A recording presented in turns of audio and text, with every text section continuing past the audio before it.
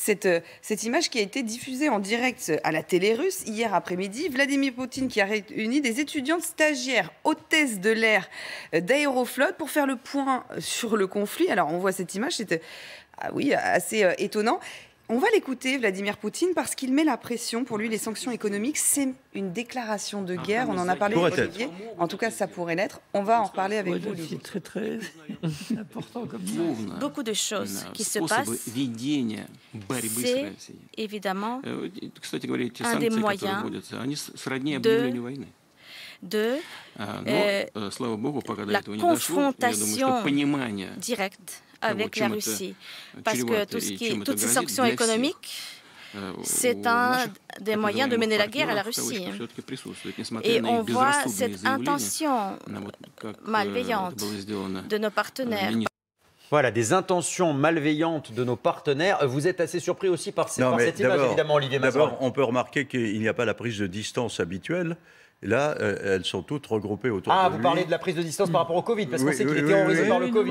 Et là, on a affaire à un être vivant. D'ailleurs, c'est plus le robot impavide qui parle comme ça et qui ne laisse transparaître absolument aucune impression. Là, il a un ton normal, il a une théière, les hôtesses de l'air boivent du thé, et donc il dit les sanctions pourraient être un acte de guerre. Dieu merci, on n'en est pas encore là. Bon, voilà. Ça veut probablement dire, que les sanctions le gênent et que, par conséquent, il faut que les Occidentaux, enfin les Européens et les Américains, fassent extrêmement attention à ce qu'ils sont en train de faire.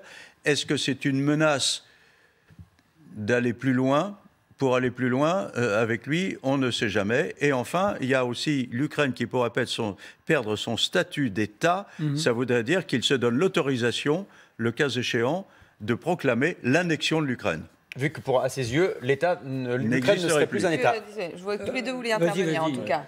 En fait, à mon avis, cette séquence fait suite à des propos de Biden qui avait dit c'est soit les sanctions, soit la Troisième Guerre mondiale. Et là, il y a eu un échange vif via Sergueï Lavrov, qui est ministre des Affaires étrangères, qui avait dit mais vous vous rendez compte, il avait répliqué, il avait dit vous vous rendez compte qu'une Troisième Guerre mondiale, mais c'est aux Occidentaux, ça veut dire une guerre mondiale nucléaire. Et en fait, on comprend bien qu'il y a un point qui est crucial pour la Russie et Vladimir Poutine, c'est si les sanctions qui sont massives attaquent le cœur même, le poumon économique de la Russie, qui est l'énergie. Oui.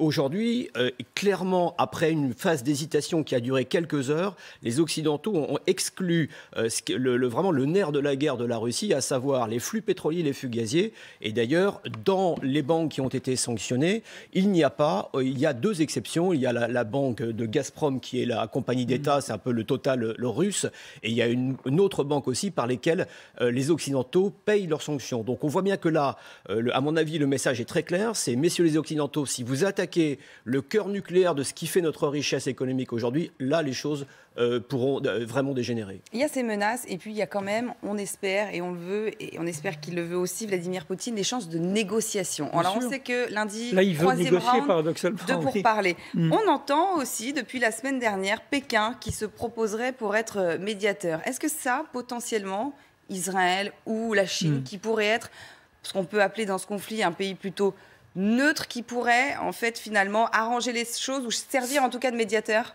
Ça paraît une solution logique. Qu'est-ce que nous dit Poutine qui, alors je fais une petite parenthèse quand même, s'il veut faire du soft, du cool, du décontracté, il n'est pas au niveau de Zelensky. Ah bah non, on n'est pas là. Déjà, il faudrait faire tomber le costume. Non. Même s'il il a moins d'aisance. Il ne se filme pas avec son téléphone portable. Les mots ont du sens avec Poutine. La guerre, c'est la guerre. Oui. Donc, il dit qu'effectivement, il y a des actes d'exclusion aérienne, une certaine gravité des sanctions, peut-être probablement un certain volume ou une certaine dangerosité des livraisons d'armes, on passerait au stade de la guerre et comme il a une vision tout à fait classique. Ceci dit, négocier, bien entendu, il s'agit de négocier puisque il a fixé les buts de la guerre qui, si on le prend au mot, ne sont pas encore d'annexer totalement l'Ukraine, et moins encore de filer vers la Pologne, la Hongrie, et d'envoyer des chars à Paris, entendons-nous bien. Alors maintenant, il est négocié, ça se fait dans un rapport de force qu'il espère le plus favorable. Il y a ces négociations à la frontière biélorusse, mais apparemment on envoie des seconds couteaux. J'imagine mal des négociations directes entre Poutine et Zelensky qu'il a traité. Ah, il refuse de parler directement avec lui, clairement. C'est logique. Si vous dites que votre ennemi est le mal absolu, vous n'allez pas négocier avec lui. La seule solution logique, c'est effectivement un intermédiaire. Monsieur Bennett, le ministre israélien, et je crois où était à Moscou, hier, c'est probablement là-dessus. La Chine, qui, entre parenthèses, est la grande bénéficiaire de toute cette affaire, qui doit se frotter les mains, qui a une position très importante, pourrait être cet intermédiaire. Je rappelle quand même que c'est pas la Russie contre le monde, c'est la Russie contre l'Occident. Si vous tenez compte de l'attitude de la Chine, de l'Inde, d'un grand nombre de pays africains et d'un grand nombre de pays arabes, ils ne se sont pas engagés c'est pas du tout la même.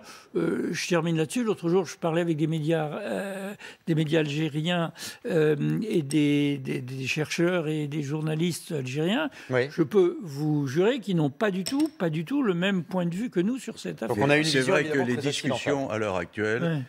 Les différents contacts que Poutine peut avoir avec effectivement Bennett, le Premier ministre israélien, avec les Chinois, que les Occidentaux ont avec tout le monde, Et la discussion, c'est qui participe à la conférence qui va être chargée d'établir la paix. Voilà. Alors, on n'en est pas encore là. Qui est l'arbitre ? Celui qui va être au-dessus et qui va diriger cette conférence pour s'assurer qu'elle peut donner satisfaction et respecter les intérêts de chacun, car il est vrai que Vladimir Poutine, si c'est l'agresseur, n'a pas tort sur toute la ligne dans ce qu'il dit. Voilà, le tout est de savoir comment on prend en compte ce qu'il dit alors qu'il est dans la situation d'un agresseur. Mais il y a bien un moment où il faudra quand même prendre en compte un certain nombre de réalités qui, effectivement, sont justifiées, pas seulement de son point de vue, mais dans la réalité. Et donc, les Chinois peuvent jouer un rôle, effectivement.